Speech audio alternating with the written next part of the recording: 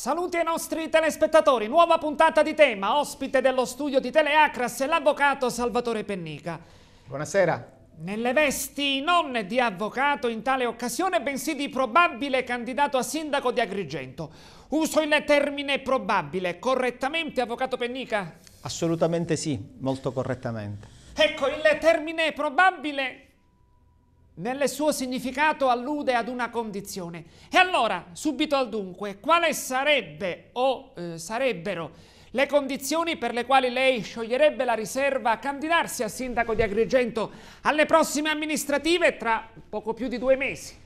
La condizione di poter fare una squadra di uomini di buona volontà, sganciata dai partiti, di uomini liberi, che non hanno la tessera del partito, che non ubbidiscono al deputato di riferimento e poter tentare di amministrare Agrigento con un programma semplice ma improntato ai criteri tradizionali che la politica ha perso.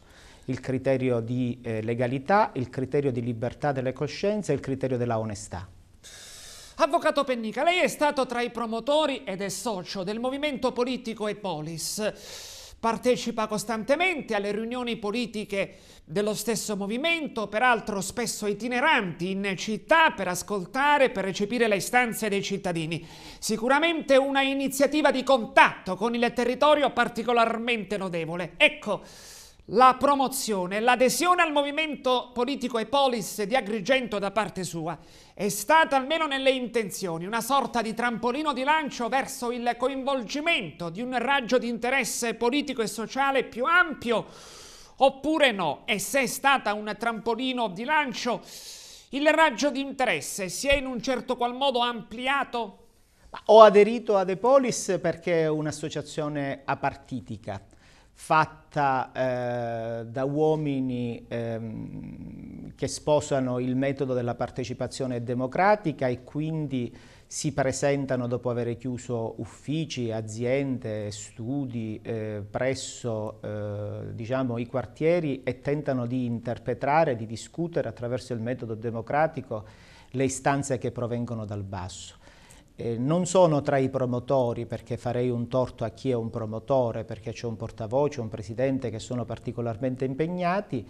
Ho aderito ed aderisco ad Epolis perché sono convinto che è un movimento che obbedisce a quei criteri ai quali ispiro la mia disponibilità ad una candidatura a sindaco di questa città. Quando anche nei social network, nel cui ambito ormai si sviluppa con particolare seguito di interesse da parte dell'opinione pubblica, tanto dibattito politico e sociale, quando anche nei social network è trapelata la notizia che l'avvocato Salvatore Pennica sarebbe stato candidato sindaco ad Agrigento, alcuni hanno opposto, quasi come se fosse oggettivamente, ma non lo è, una opposizione, bollando tra virgolette, Salvatore Pennica come un soggetto politico della Prima Repubblica. Ecco, leggendo i commenti di tal fatta, come ha reagito? Sicuramente non avrà replicato personalmente, però che impressione ne ha ricavato ad essere bollato, ripeto, come un soggetto della Prima Repubblica, quindi quasi come una entità politica improponibile adesso? No, mi viene da sorridere perché intanto chi si espone e chi dà la disponibilità deve accettare le osservazioni, le critiche, non le deve mai sottovalutare, però deve anche, diciamo, la critica merita anche la risposta quando la stessa è infondata. La Prima Repubblica, di cui peraltro in questi giorni ricorre il ventennale, perché di fatto 20 anni fa si iniziava attraverso quella che si chiamò Operazioni Mani Pulite, la disgregazione di alcuni partiti tradizionali di massa, non mi ha visto protagonista né nella condizione di soggetto eletto dentro le istituzioni, né di soggetto che ha partecipato ai consigli comunali. Io, da cattolico quale sono rimasto, aderivo ad un partito diciamo di massa ed ero anche in buona compagnia. Qualcuno poi dalla Prima Repubblica ha trovato un posto nella seconda e infatti oggi è artefice e protagonista anche della politica locale, regionale e nazionale. Io, sfaldatasi la Prima Repubblica, ho preferito fare l'avvocato e non ho la pretesa neanche di concorrere a formare la Terza Repubblica, ma prendo atto che questa Seconda Repubblica con questi protagonisti, secondo me, ha fallito un compito e i protagonisti che oggi erano nella prima, sono nella seconda, tentano di transitare nella Terza Repubblica, quindi a queste critiche sorrido perché come al solito le semplificazioni della realtà storica tendono a mistificare, però sono altrettanto convinto che è giusto accettare le critiche e le osservazioni. Poi se ci sono politici della prima, della seconda e forse della Terza Repubblica che pongono il veto, l'ho già detto in tempi non sospetti alla stampa, questo mi onora.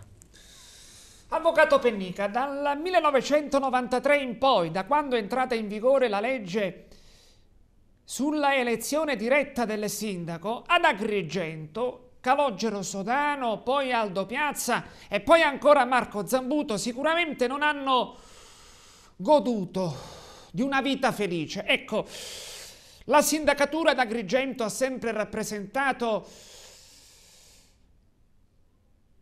un trascorrere tormentato delle circostanze delle attività amministrative, è un dato innegabile. E allora, a fronte di tutto ciò che è un dato dell'esperienza inconfutabile, è spontaneo chiederle da parte mia, ma anche da parte di tanti altri che se lo sono chiesto. Lei è un avvocato affermatissimo, peraltro è di giovane età, quindi rispetto alla sua prospettiva di carriera si prefigura uno scenario professionale particolarmente allettante, incoraggiante e splendido. A fronte di tutto ciò, come mai lei ritiene invece di imprimere alla sua vita personale, alla sua entità, un cambio di rotta così violento? Non vorrei usare il termine un salto nel vuoto, ecco. Però andare ad amministrare il comune di Agrigento forse non sarebbe un termine così azzardato. Ecco, subito al dunque, con una domanda molto sintetica e significativa. Chi glielo fa fare? Intanto ho deciso di fare l'avvocato ad Agrigento e non in Brianza. Vivo in questa città e ne percepisco anche le difficoltà quotidiane. Poi alla domanda chi me lo fa fare le do una risposta secca. A me piacciono le sfide. Quando io ho iniziato a fare l'avvocato ho aperto subito lo studio e qualcuno, penalista, decano ed affermato, mi ha fatto la stessa sua domanda ed osservazione, aggiungendo anche ma chi verrà mai al tuo studio visto che non hai sponsor e padrini, perché mio padre faceva tutt'altro mestiere. Io credo che quando in qualcosa tu credi, metti la passione, l'intelligenza, l'onestà, la lealtà, poi alla fine sono diciamo investimenti che ritornano. La sfida di poter amministrare Agrigento con un metodo diverso, senza il deputato di riferimento che ti chiama e ti dà ordini, senza apparati, senza padrini, credo che sia una sfida che possa contribuire anche a far crescere questa città e ad imprimere alla campagna elettorale una nota di distinzione diversa.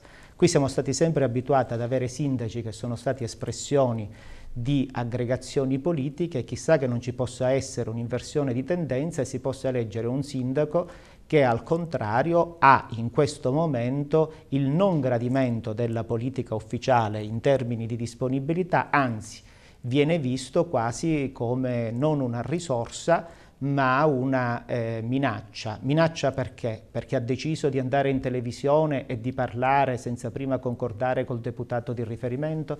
Allora questa non è una minaccia ed è una risorsa è una sfida e una sfida certamente contribuisce a fare crescere anche in maniera democratica un territorio. Ecco, il deputato di riferimento. Nel corso degli ultimi giorni il videogiornale di Teleacras ha ospitato, nel corso di un'intervista, il presidente del Patto per il Territorio, Piero Macedonio, il quale, rispetto alla necessità di alimentare intorno al sindaco o candidato sindaco che sia, una sinergia di intenti politici, anche di schieramento tra Agrigento, Palermo e Roma, ha spiegato che ad Agrigento potrebbe anche essere eletto sindaco il Papa. Però se il Papa non lo si circonda della sinergia, dell'allineamento politico tra la città di Agrigento, Palermo e Roma, qualsiasi esperienza sindacale, anche del Papa, si rivelerebbe fallimentare. Così come magari lo è stato nei primi mesi durante la sindacatura Zambuto, quando poi Zambuto ha rivoluzionato l'assetto amministrativo sulla base della giustificazione di dover cercare degli agganci politici con il governo in carica. Ecco, lei si presenta invece alla città sganciato al momento da qualsiasi forza partitica, di governo. Ecco, è convinto di poter amministrare Agrigento sganciato dai partiti, dalle forze di governo. Ma se il risultato che i partiti hanno prodotto sul territorio è quello che noi vediamo, io credo che non solo non sia impossibile, ma che è prioritario fare una scelta di questo genere. Adesso io provo a calare la realtà nei numeri.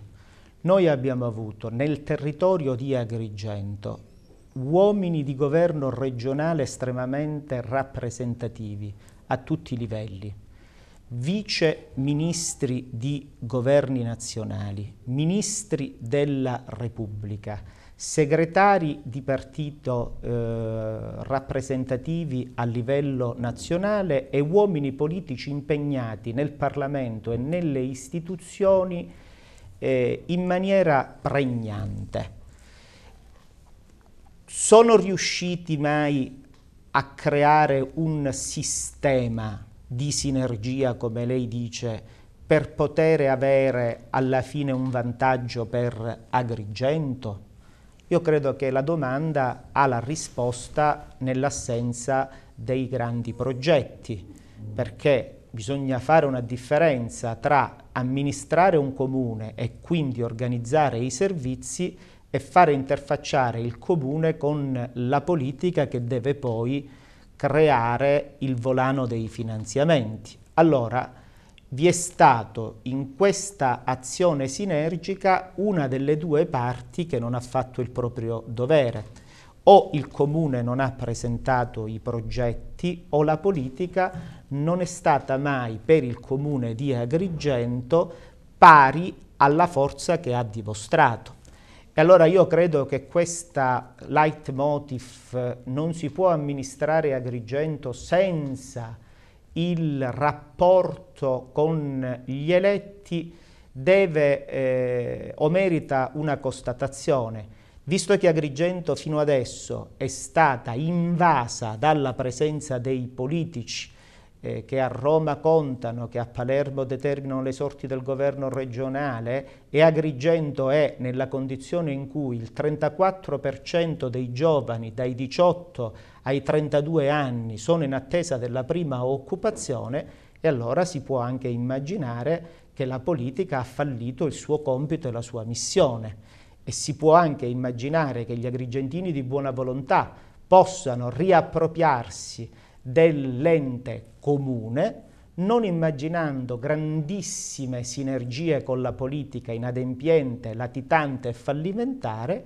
ma organizzando la macchina del comune attraverso un riordino dei conti interni, attraverso una capacità di ripresa della macchina burocratica di sfornare dei progetti cantierabili, aprendo uno sportello e organizzando un assessorato per il reperimento delle risorse della comunità economica europea, e quindi arricchire il territorio senza chiedere al politico, ma presentando il progetto ben fatto e ben organizzato direttamente alla fonte di finanziamento europea, dove lì se hai i titoli ed i meriti vieni finanziato, non hai necessariamente bisogno della raccomandazione politica.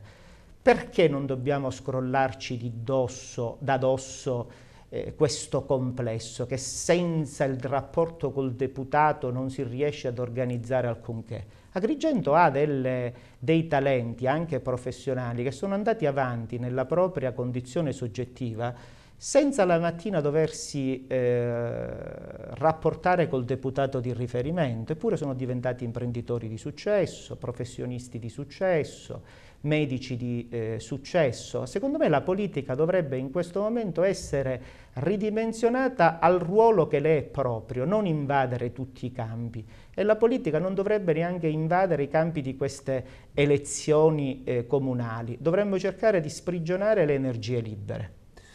La politica non dovrebbe invadere nemmeno il campo di queste amministrative elezioni comunali ad Agrigento. Ecco, mi sovviene in proposito, seguendo quanto lei afferma, avvocato Pennica, una recente dichiarazione del deputato onorevole Roberto Di Mauro, che ha tramite la stampa posto un veto sulla sua candidatura. Ecco, si è scatenato un botta e risposta particolarmente colorito. Lei ha risposto per le rime.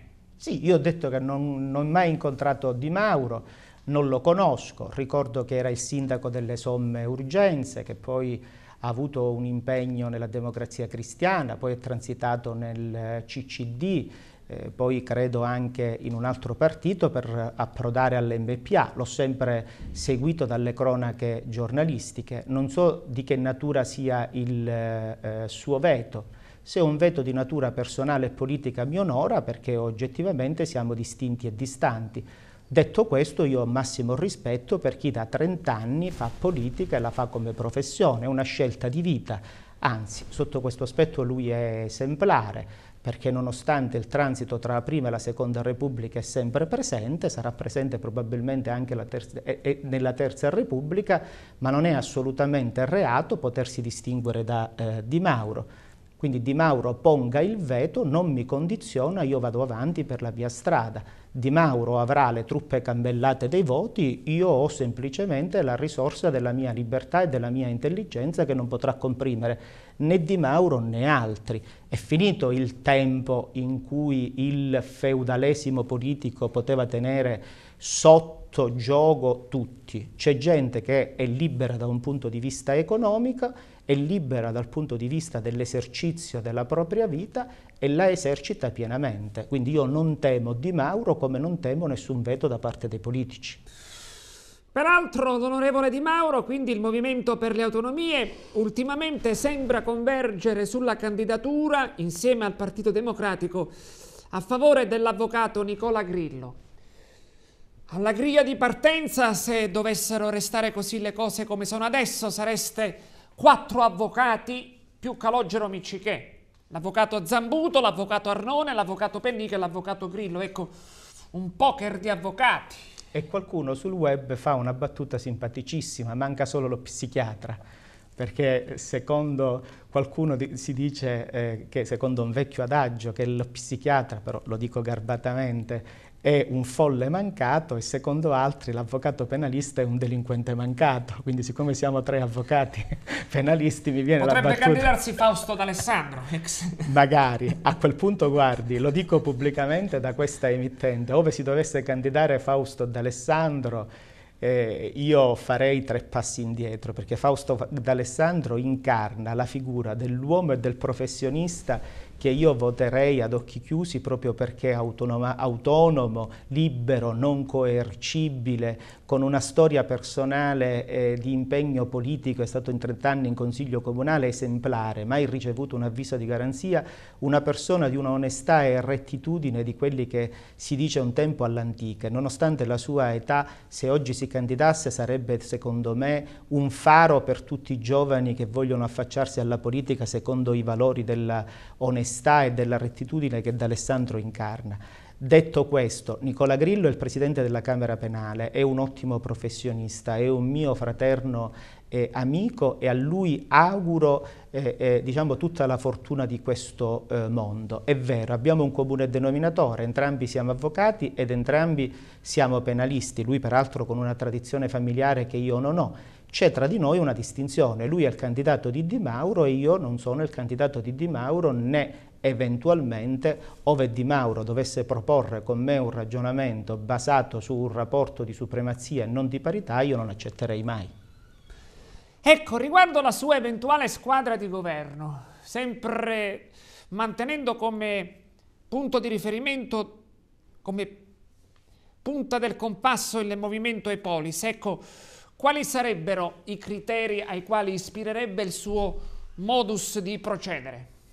Veda, lì io ho un'aspirazione, però la politica è l'arte del possibile, deve fare anche i conti con la realtà e con le risorse umane. La mia aspirazione è quella di poter immaginare una squadra di persone che siano libere dalle sottoscrizioni di impegni con partiti politici, cioè che non hanno la tessera del partito politico e comunque anche se dovessero avere la tessera del partito politico, l'ipotesi per esempio di un modello umano culturale come Fausto D'Alessandro, che è socialista nella formazione culturale, ma che prima ancora di socialista è uomo libero, sarebbe il soggetto ideale per amministrare la sanità. Chi meglio di lui può conoscere da medico e da uomo di cultura i problemi della sanità? Sto facendo l'esempio di Fausto D'Alessandro per darle il modello, cioè il soggetto dotato di esperienza con una libertà economica e quindi con la garanzia che non sia assolutamente coercibile dal deputato di riferimento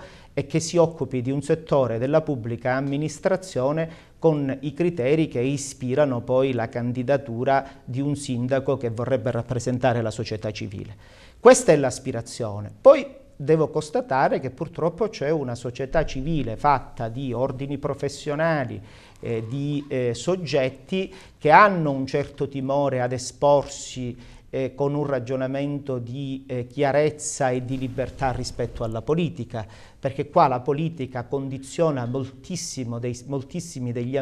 ambienti, condiziona gli ambienti professionali nel conferimento dell'incarico da parte delle pubbliche amministrazioni, condiziona e controlla la sanità, condiziona e controlla anche determinati settori della pubblica amministrazione in termini di carriere personali e allora secondo me lì trovare la disponibilità di uomini disposti a metterci la faccia e quindi a fare una scelta di campo precisa, la scelta di campo è di distinzione dagli eletti e dai deputati di riferimento, diventa molto più difficile.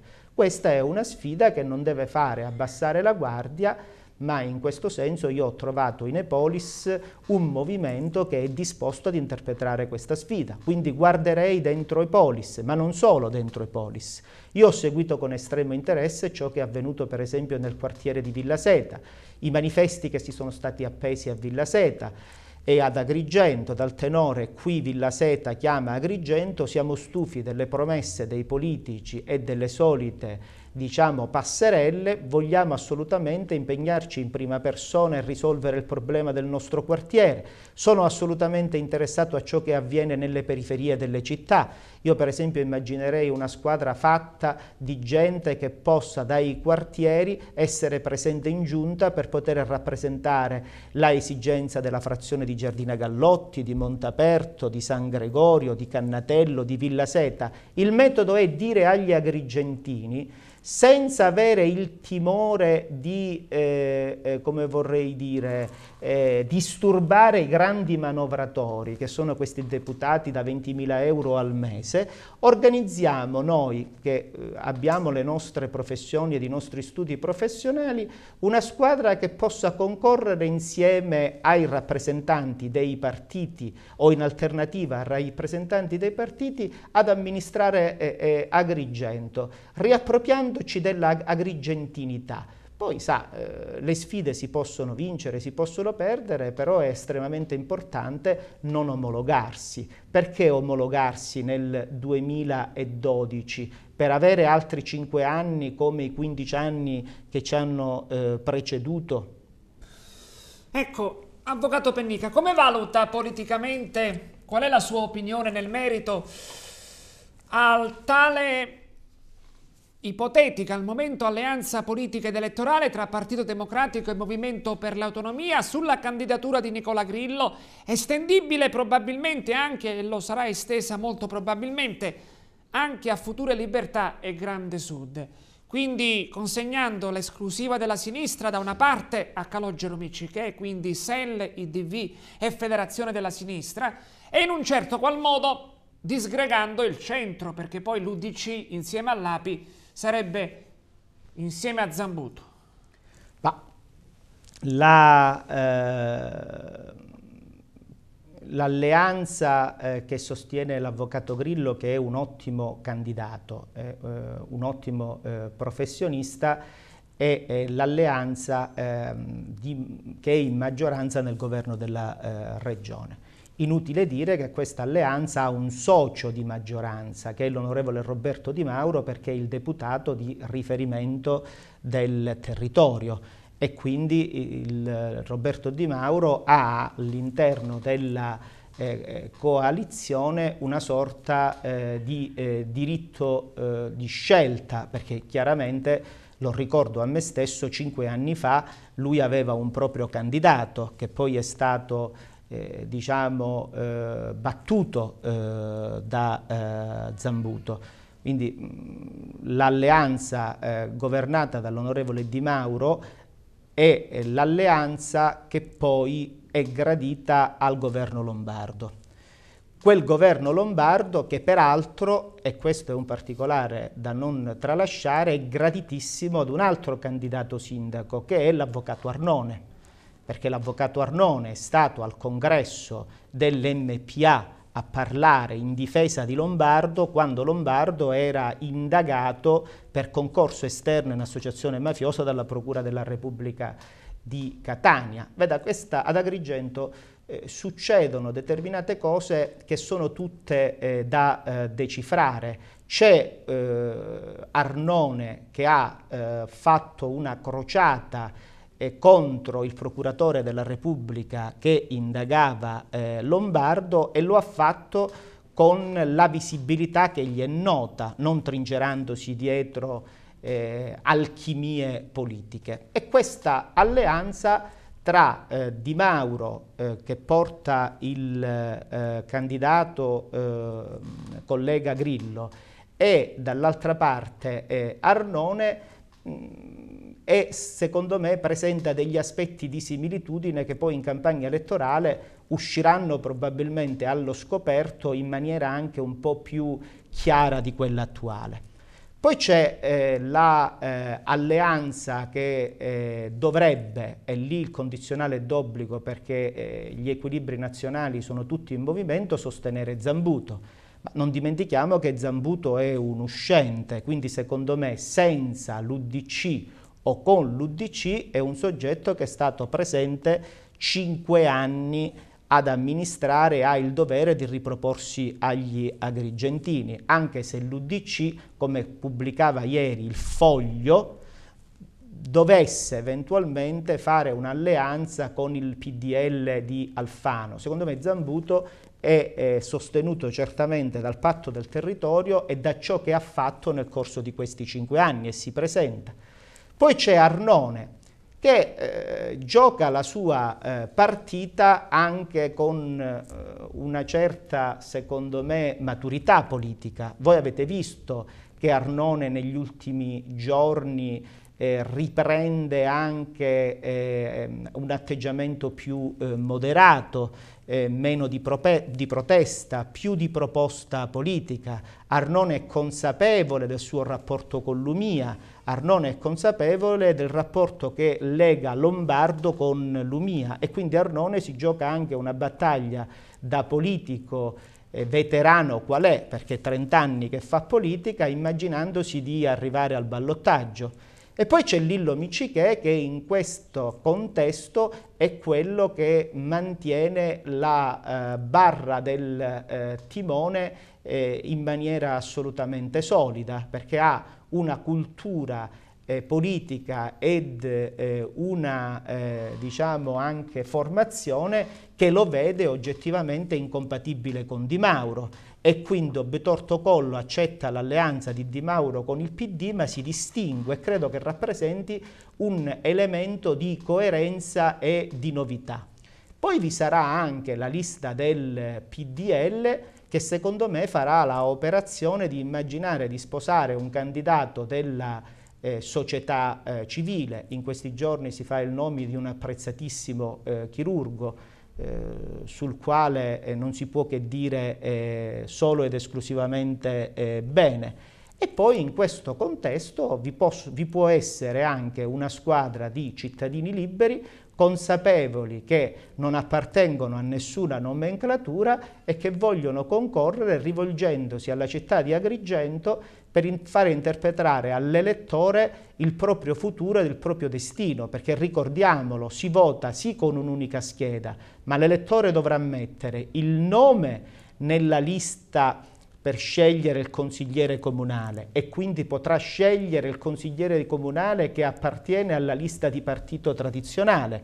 Poi dovrà mettere la croce sul nome del candidato sindaco, potendo scegliere il candidato sindaco tra i 5-6 che si presenteranno che più aggrada la emozione dell'elettore o l'idea che ha l'elettore. Non ci sarà l'effetto di trascinamento delle liste. Questo probabilmente qualche diciamo padrone o aspirante padrone di Agrigento non lo considera, perché è convinto ancora di essere nel sistema dell'affetto di trascinamento delle liste, per cui ritiene, in ragione del potere che io ho esercitato attraverso il controllo dei settori vitali, della sanità, della pubblica amministrazione, farò delle liste forti, le liste forti avranno un effetto di trascinamento sul candidato che io propongo, ergo arriverò certamente al ballottaggio. Tutto questo non fa i conti con l'elettore che potrà scegliere il candidato al consiglio comunale in ragione di un rapporto di amicizia o di parentela che appartiene al partito e potrà scegliere il candidato sindaco che non appartiene a nessun partito. Questa è la novità della legge ed è una novità che deve essere spiegata bene agli elettori. Ecco, il confronto da parte sua, da parte vostra, candidato, candidati sindaci, anche con la Fondazione Agire Insieme di Salvatore Moncada, come elemento di confronto da parte vostra, ma anche come risorsa sicuramente da valorizzare durante la campagna elettorale e dopo, durante la fase amministrativa. Guardi, io in tempi non sospetti, e per questo sono stato anche tacciato di collateralismo, sono stato uno di quelli che ha creduto in Totò Moncada, nella sua disponibilità a candidarsi a sindaco, e vi crede tuttora. Se Totò Moncada dovesse ripensare alla propria condizione, dovesse scendere con quelle caratteristiche di libertà che io gli attribuisco e chi conosce gli attribuisce, credo che Totò Moncada sarebbe una grandissima risorsa. Totò Moncada poi ha fatto la Fondazione Agire Insieme. Agire Insieme è una risorsa che per volontà dello stesso Moncada non scenderà nell'agone politico, ma è una risorsa per me, candidato sindaco, perché mi collego con il suo sito, noto quali sono le novità in termini programmatiche e ove le dovessi adottare nel corso della campagna elettorale non potrei che fare solo ed esclusivamente bene al territorio e potrei portare vantaggio alla risoluzione dei problemi. Perché poi qui parliamo di tante cose ma non affrontiamo i problemi di Agrigento, che sono il vero nodo della campagna elettorale. Io non vorrei che ci fosse una campagna elettorale solo ed esclusivamente basata sulle alchimie politiche, a me non interessano. Io vorrei che ci fosse una campagna elettorale che concretamente ponga alla città come risolve il problema della disoccupazione pari al 34%, il problema del risanamento del bilancio ed il problema del piano regolatore generale. Sono tre direttrici non estremamente, diciamo, complesse, ma che rappresentano gli assi portanti per fare funzionare il comune di Agrigento. Aggiungo anche, se mi consente, la manutenzione del territorio, perché si tratta di un perimetro urbano strutturalmente flagellato, le strade, quasi al limite della percorribilità. Guardi, un sindaco secondo me si deve muovere su due direttrici. La prima direttrice è quella di garantire la ordinaria manutenzione e quindi rifare le strade, ripulire gli angoli di questa città dando decoro, garantire la pulizia e la ordinarietà. Però un sindaco non deve pensare solo ad una città con una visione da quando si insedia ai prossimi 6 mesi o ai prossimi 5 anni. Un sindaco deve pensare ad una visione della città più ampia che possa essere per i prossimi 15 o 20 anni e quindi parallelamente alla ordinaria manutenzione e quindi al ripristino delle condizioni di normalità che ad Agrigento oggettivamente sono state disattese, pensare alla progettualità più ampia. E qual è la progettualità più ampia? La progettualità più ampia è intercettare quanti più possibili canali di finanziamento per realizzare delle infrastrutture che mancano. Ed attenzione al passaggio. Veda, chi è figlio della politica tradizionalmente intesa immagina che i canali del finanziamento siano quelli necessariamente legati al pubblico, quindi se non hai il deputato di riferimento è difficile che tu puoi amministrare Agrigento perché non porti finanziamenti. Ma dove sta detto? In un momento in cui il governo Monti sta ed è nella condizione di diciamo, fare una cura dimagrante per tutti, se tu sei un sindaco che non ha l'esigenza di ingraziarsi il politico di turno, devi rivolgerti per reperire i fondi al privato, all'imprenditore privato o al gruppo privato, creando la condizione per venire ad investire ad Agrigento. Ma lei per esempio parlava di Moncada, secondo contribuente della Sicilia è una delle persone sicuramente in termini imprenditoriali più interessanti del panorama politico nazionale. Quanto ha investito ad Agrigento o quanto ha dovuto investire fuori? Moncada insieme ad altri è una risorsa. Se investisse ad Agrigento non sarebbe il primo finanziatore dell'ente comune e se fosse il primo finanziatore dell'ente comune non avremmo creato un circolo virtuoso. Quindi un sindaco deve avere la prospettiva di guardare alla ordinarietà e al progetto a lungo termine, capendo che le risorse che provengono dal pubblico sono limitate, intercettando quelle che sono oggettivamente appannaggio dei progetti della comunità europea, ma soprattutto valorizzando il privato che vuole investire ad Agrigento.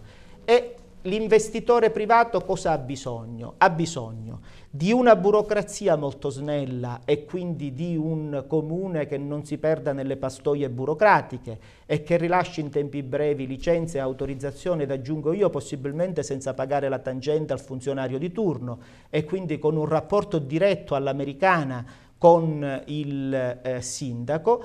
Ha bisogno di un comune che garantisca la sicurezza durante la cantierabilità delle opere e ha bisogno di un'amministrazione comunale che gli crei le condizioni per poter al meglio poi profittare dell'investimento fatto, perché non è che l'imprenditore fa beneficenza, se investe vuole un ritorno, ed una macchina comunale che lo agevoli anche in termini eventualmente di sgravio delle imposte o di una riduzione degli oneri, credo che gli possa offrire l'opportunità migliore, perché Agrigento comunque alla fine ha una posizione orografica tra le più belle d'Italia. Avvocato Pennica, in conclusione della nostra conversazione, lei crede in Agrigento, crede politicamente in Agrigento a fronte invece di tanta rassegnazione, di tanto scetticismo e diffidenza attualmente verso la politica? Ma guardi, le faccio una domanda ed è questa. Il segretario del PD è di Reggio Emilia, il segretario dei maggiori partiti, il segretario della Lega è di Varese. Sono tutte città presso le quali io sono state e che proprio risentono della impostazione politica del segretario nazionale del partito della Lega o del partito del PD, con una certa attenzione al territorio. Il segretario del PDL, partito questo ex Forza Italia, è di Agrigento ed è un soggetto indiscutibilmente intelligente ed è per me una risorsa, ma insieme a lui Agrigento ha altre risorse. Parlo di lui perché politicamente è quello più rappresentativo, è sicuramente l'uomo forte di questo panorama politico italiano. E allora perché non credere che questa risorsa possa, diciamo, calarsi nel territorio e sollevare Agrigento dalla condizione di povertà in cui è? Qualora lui o altri non riescano a farlo, ecco che ci sono gli uomini della società civile che la mattina non prendono ordini da nessuno, che prendono atto del fallimento della politica e si organizzano sul territorio, ma non in termini di sfida garibaldina o di sfida antipartitica, quanto perché i nostri figli vanno a scuola ad Agrigento e non ai Parioli, vanno a scuola a Villa Seta e non possibilmente a Palermo, dove si trasferisce il deputato regionale, e quindi noi abbiamo il dovere in primis di chiamare la politica alle proprie responsabilità. Quando la politica è latitante perché preferisce stare nei salotti romani o nelle stanze dei bottoni della regione, allora Agrigento a quel punto deve chiaramente chiamare gli uomini di buona volontà a raccolta e dire: dove la politica è latitante organizziamoci noi nel territorio. Lei parlava del dottore Macedonio, medico e professionista che stimo, dice delle cose estremamente interessanti. Io lo seguo con estrema attenzione, vuole colmare attraverso il patto del territorio una lacuna che è la lacuna lasciata dagli eletti. Allora io credo che, essendoci queste risorse, oggi si possa recuperare al territorio le migliori risorse, non attraverso le logiche della divisione.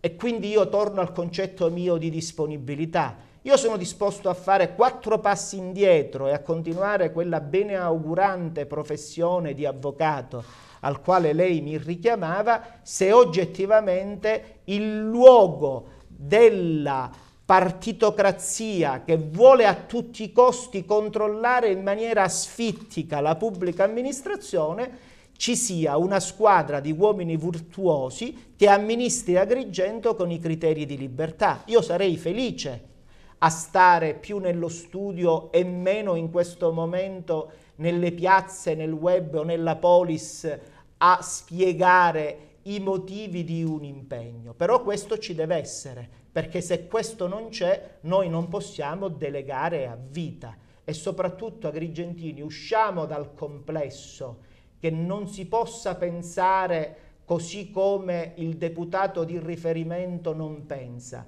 perché siamo in un tempo che è quello della libertà, che è il tempo che ci deve vedere protagonisti e non sudditi.